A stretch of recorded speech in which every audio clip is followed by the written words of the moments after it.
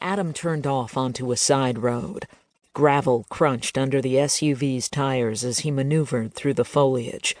Shafts of sunshine filtered through the trees. Eventually they emerged into a clearing. Just ahead was a wooden cabin that had been built in a quiet alcove, surrounded by palms and ferns.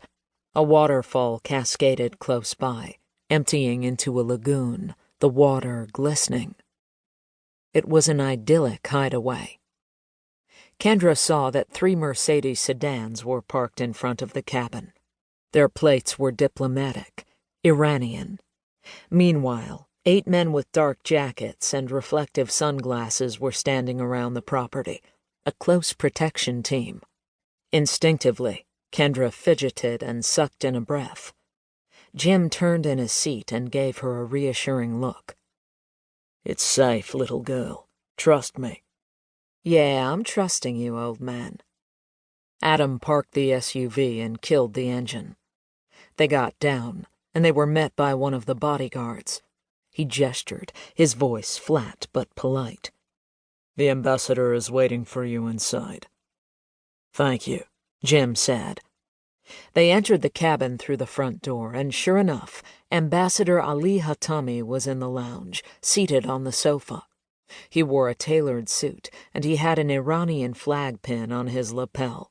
As was the Persian custom, he wore no tie.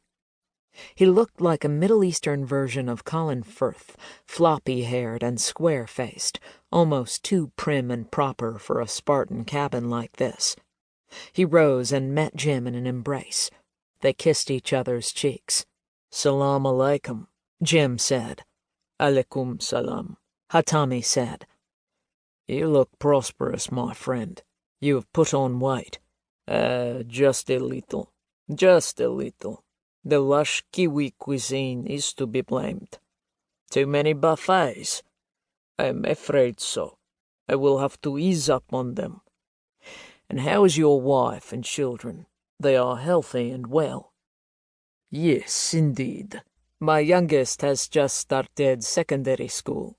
She is delighted by the experience.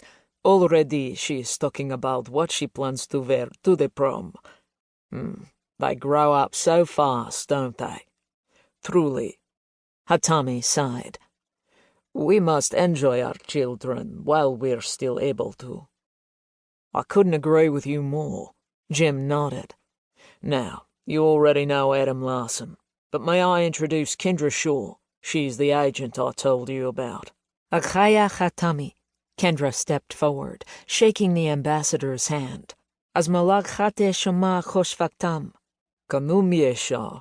Hatami smiled. "I'm pleased to meet you as well.